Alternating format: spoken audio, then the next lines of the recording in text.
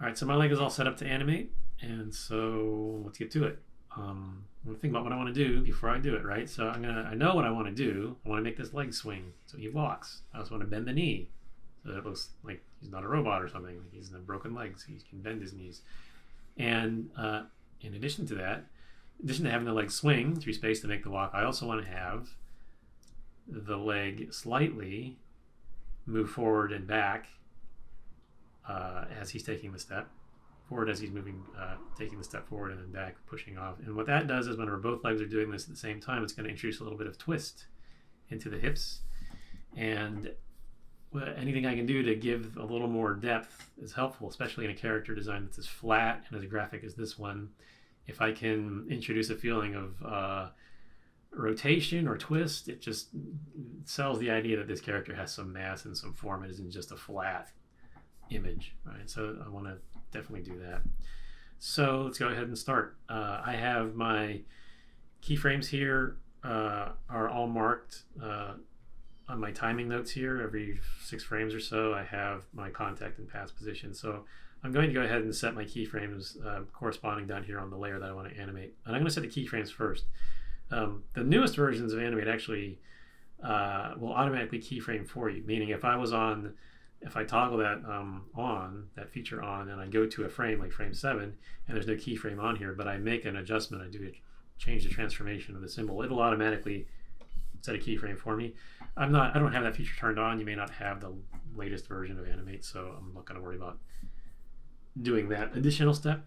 I'm going to use the the traditional way of doing this, where you set the keyframe first. And it also, even if you had auto keyframe, I would still go ahead and do this, just because it makes you think about what you want to do. And so this says, I know I want to have have extreme positions set at these intervals in time. These are my key positions I want to hit. And so if I plan that out ahead of time, I just know when I go through assembly line, so I got to pose this one out, then this one, this one, and this one, and then I can do my breakdowns in between, and then I can let the computer do all the tweens for me. And that's that's still using the same thought process that I would use if I were drawing on paper. And so it's beneficial to kind of approach it that way. So I know my 4 positions. The contact is going to be where the hip is going to be swung out like this, a little bit. And also I said I wanted to have the hip move forward, and I want the hip to move forward the same amount as back, and rather than just drag it out and just guesstimate or estimate with my by look, I'm gonna just remember 200%, and I'm gonna shift nudge it twice with the arrow keys and the shift, and that's probably enough to bump it out. And I just know I can do the same thing. If I'm at 200%, I can just nudge it, shift nudge it back, and now it's already getting motion in there. So the hip is out in front. I'm not going to bend the knee in this pose. I just want to keep it simple. So whenever you swing your leg out and in front of you and your heel is touching the ground, your hip drops, right? Because your foot has to make contact with the ground. So I'm going to lower this down, and let me zoom in a little bit here and line this up a little bit. Did I set my preview? Okay, I set my preview to fast here. I don't know if I did that in a prior thing or not. It may be on anti-alias right now, and that gives you the smooth, really like nice soft edges and the clean edges. I'm at 2000%, so I'm actually at smaller than a pixel right now, and what would be at 100% size. I'm like at a sub-pixel magnification here, and it's maybe a little hard to see where these actually line up, especially when they're like these hairline single pixel displays. If I set my preview mode here to fast, it aliases the line. It gives me the hard edge. And so now for registration, it's easier to see that I'm lining that exact right where it needs to be. So I'm going to say that one's pretty good. That's my contact. My pass is already done, right? You already have the pass position is already where your leg is as straight as it's going to be, and the hip is as high as it's going to be. This is now the rear contact, so I need to swing my leg out in back. Oh, also, before I get this far, I already established that this is my stride length, basically, just by setting this first contact and knowing the center point of where the hips are. This is already my stride length. So let me set that first so that I know how far to swing this one back. or to make it symmetrical. So let me get my foot position. And I'm going to nudge this up so that it's crossing through that axis. I'm like getting super precise on this. I probably don't need to work with this level of sort of exactness, but this doesn't hurt. So what am I doing exactly, right? So I'm trying to line up this little foot position locator with this crosshairs, which is, what's this crosshairs measuring? Remember this little joint gizmo I made a long time ago, the circle with the cross through it, this thing up here, one for the hip, one for the lower leg, one for the knee, one for the ankle. I want to line it up with this because if you think about it, you know, you're drawing a circle, you have a point and you have your radius, and then when it swings around, the circle is basically defining the furthest point from the center. And that's what's happening here. If I always put my vertical through this cross here, where it connects with the ground is going to be the furthest point from the center, which is going to be the point of contact. It's just a fancy way of saying that's where it's going to touch the ground. Everywhere else it's going to be not exactly touching the ground. You know, it'll be sweeping up away from it. So as long as I'm kind of run that through the center of this, and then I can raise or lower the hip so that the bottom of the foot actually touches through the horizon line, the ground plane right at that point, I'll know that that's the point of contact. And I can line that up perfectly. So, long explanation for that. All right, I'm gonna lock everything else right now. Now I can draw my yardstick for the stride length. So I'm gonna go ahead and do that. And let me flip this around and say, oop, that was right. A white stroke and no fill. And I'm just gonna draw a rectangle and see if my snapping is on guides and objects. And then I should draw a box. So snapping that stuff, kind of. Sort of didn't.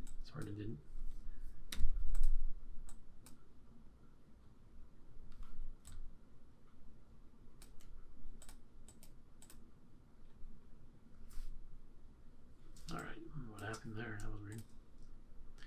Let's just do this. Let's try again and have more luck.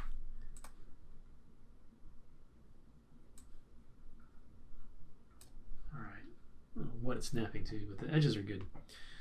Okay, and my guide's locked. I want to delete something, and I don't want to delete my guide. Okay, good. All right, so I'm going to select this top guy there and get rid of him. And now, that's my yardstick. That line is heavier than I want it to be, so let me go ahead and knock that back a little bit. Hairline, there you go. Now I can group this to itself. Select it, just this one thing, and group it, and then I can alt drag it and it should line up. Looks like that's good. Okay, so I can lock that.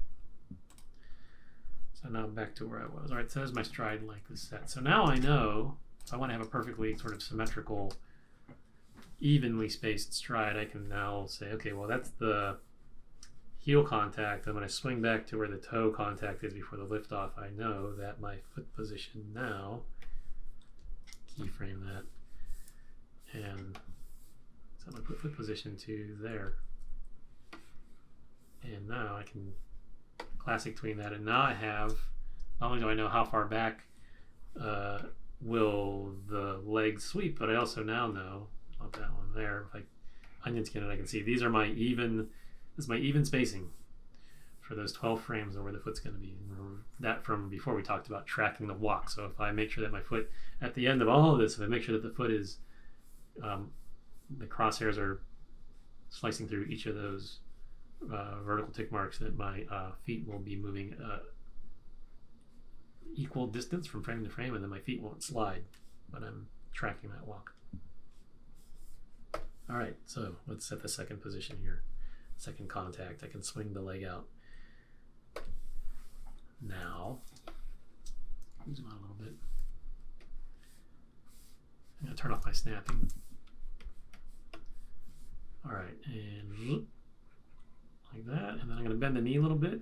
So I'm going to just double click on this, and it's going to take me right into inside of the symbol now on the correct frame, and I can just give the knee a little bit of a bend, make it like that, give it some appeal maybe, and then Now all I got to do is just make sure that this crosshair is aligned up with the with this tick mark. So it's swung a little bit far. I can bring it back, and I can drop the hip to there. Now I've got my 2 contacts and my 1 passing instead of my 2nd passing to do, and that's pretty much whatever I want it to be. I'll swing the leg up like this, and then I'll bend the knee. That, and then that. Whoop, not that. It should be like that. Okay, so now let's tween these, classic tween them, and see what we get.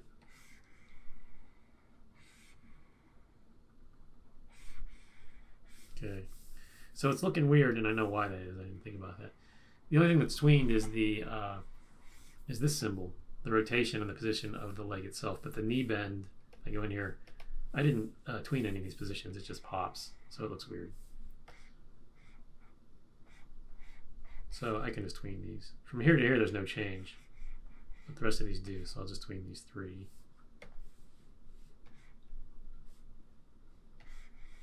Like I could, there's no harm in tweening that in case I make a change. So now knee bends and swings back. So this is sort of the only one of the, actually works pretty well. There's a little, I can fix that. There's a little bit of a going through the floor. But before I get to that, so I tweened the hip movement on this symbol, and then I had to go inside of it to tween the knee bend. So I'm actually animating movement in 2 places at the same time in a way, inside this symbol and then outside the symbol. And that's sort of the one thing that you kind of have to do when you build hierarchies with nested symbols in Flash, is you have to kind of drill into and out of symbols again to see how things work overall. It's a little bit maybe counterintuitive at first, but after a while it becomes second nature. It's not that big of a deal. Okay, so now let's check. So the couple things now. The foot goes through the bottom of the floor here, which is a no-no, right? The paw is scraping through the ground, which you don't want that to happen. You can't push your feet through the floor when you're walking. It kind of doesn't work that way. And then does it again here, boop, on the other side. And then it does it again there. So this is the thing that I was running into from this second pass back to the original first heel strike contact. Usually the foot will go through the floor on the way to the front, and so in this case I've got a couple options. Like, how can I keep the foot from going through the floor here and stuff. I want to try to animate as little as possible now to compensate for this stuff happening, because if I get in here and tweak it out on every single frame and raise it up and bend the knee and rotate the hip and everything, I'm gonna get a lot of little micro rotations and movements, and it's gonna look really jittery because there's gonna be a lot of high frequency rotation. High frequency meaning it's gonna rotate a lot. It's gonna be a lot of information in a short amount of space or time. So rather than have like a lot of jitter, I want to try to correct this with as little adjustments as possible. Same thing for keeping this on track with the crosshair lined up with the foot locator, and it's doing a pretty decent job, but there's some room for improvement there. So I'm going to try to fix this primarily with just hip rotation and also hip north-south to keep them from going to the floor here. So for example, let's go from here, the pass to the contact, this pause going through the floor there. I'm going to go here to halfway between these 2 frames, splitting the difference there, and convert that to a keyframe. And that's not going to be like a breakdown position. And that's going to bump up my rotation a little bit more. So now that takes care of that right off. The paw no longer goes through the floor. Okay, so that one's taken care of.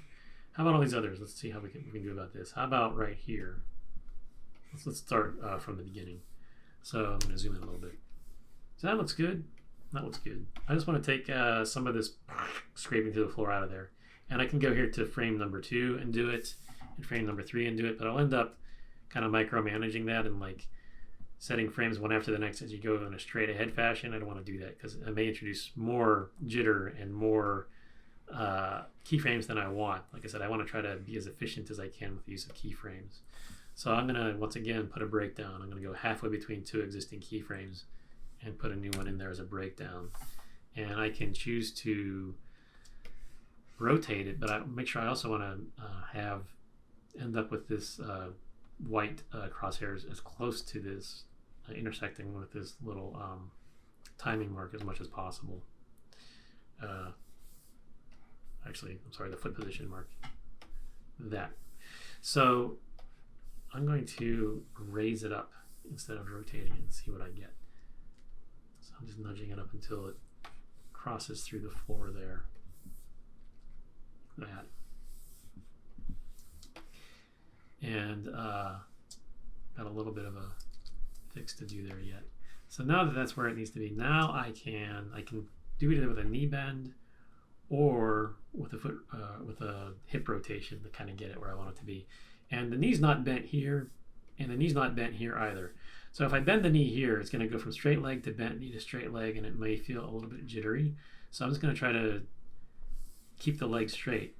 So my only other options now are just rotation and position of the hip joint, and I'm just going to play around with that until I get it just right. So I know if I come in here and get that as close as I can, and you know I'm at 2000%, so if it's not like exactly spot on, whenever I zoom out it'll probably be okay. Make sure my snapping was off. Like I can't get any closer than that, so I have to live with that. When I zoom out, you know, at 100%, it's going to look probably just fine. And they're going to be zoomed in probably this much on the foot. So that key takes care of that. I need to nudge it up a little bit. I guess I thought I had done that, but I guess not. Okay, so that looks pretty good. So now let's see how that's. We're still pushing through the floor here a little bit. There's so many. I don't have to set keys on all that. I hope not, but I might have to. All right.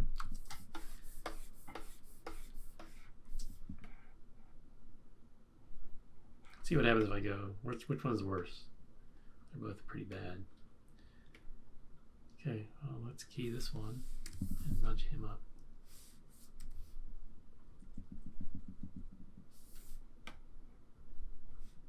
Really? Key all these, huh?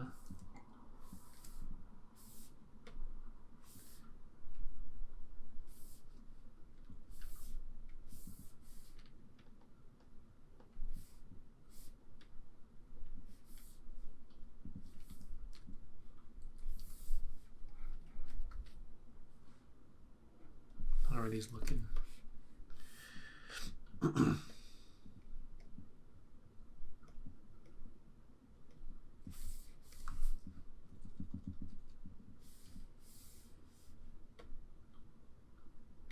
Okay, there's a lot of keys. All right, how's this one doing?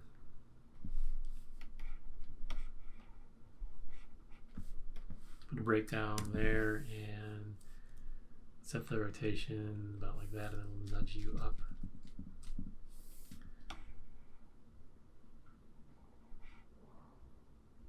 Okay, just boost you a little bit.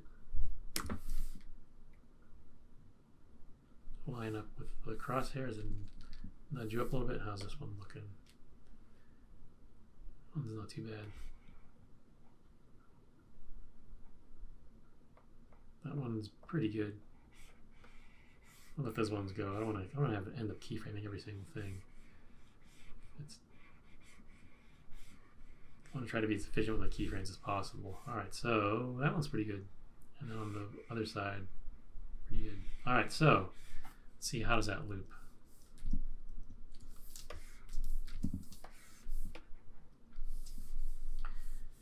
Set our looping here for 24.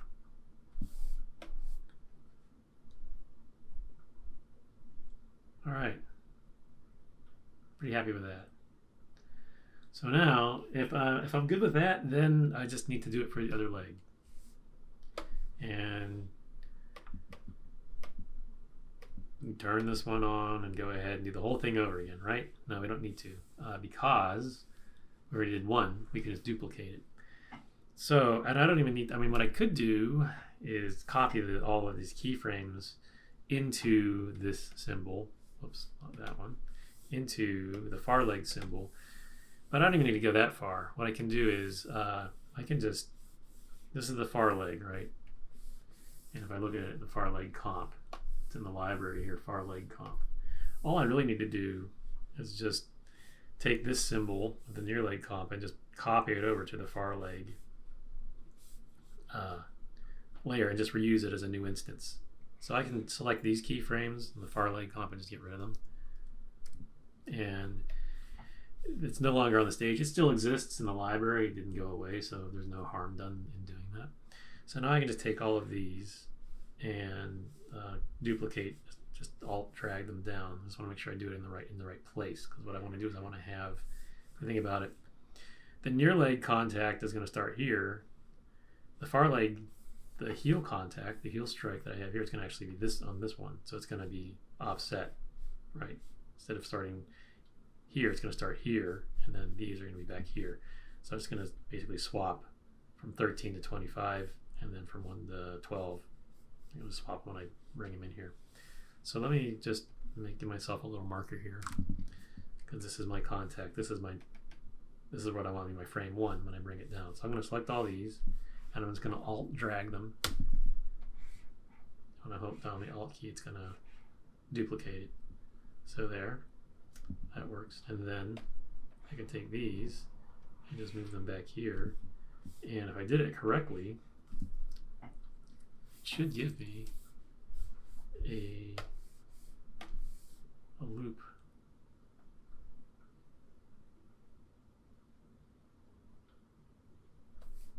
All right.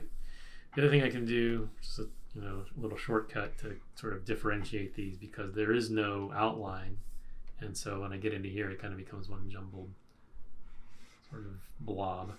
If I want to separate these legs visually, I can select all of these symbols. Go here and say select all frames, and select all of the far leg. Just drag a box over all of them here on the stage, and then go to my properties and go to my color effects and set my brightness a little bit. There, it's already set at -10%. So now I have that rear leg is a little darker, some visual separation there. Let's turn that back on and see. So that should be good. And you can even get a sense of the twist in the hips now just by looking at that, because you can tell that there's a little bit of shifting or happening there, a little parallax, I guess you could say.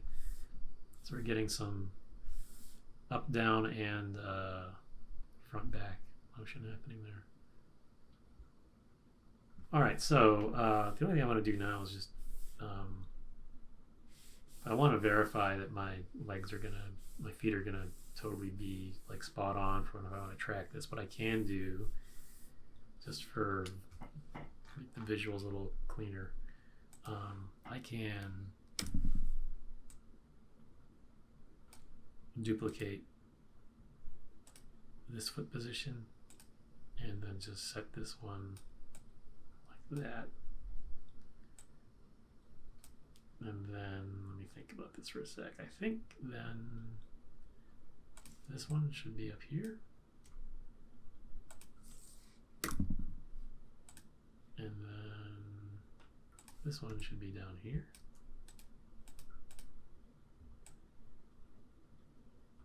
Okay. So now I know my stride length. So now these are going to be tracking.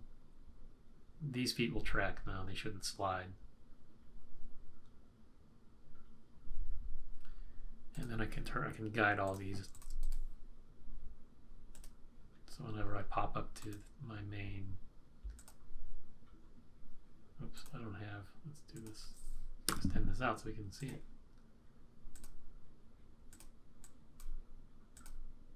There. Oh, here, we'll go with playback.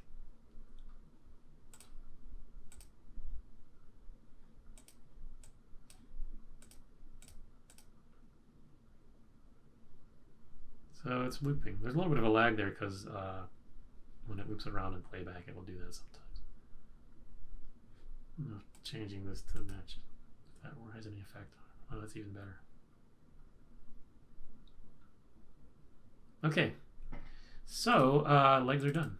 I can save this as my walk cycle, and I'm ready to move on to the body.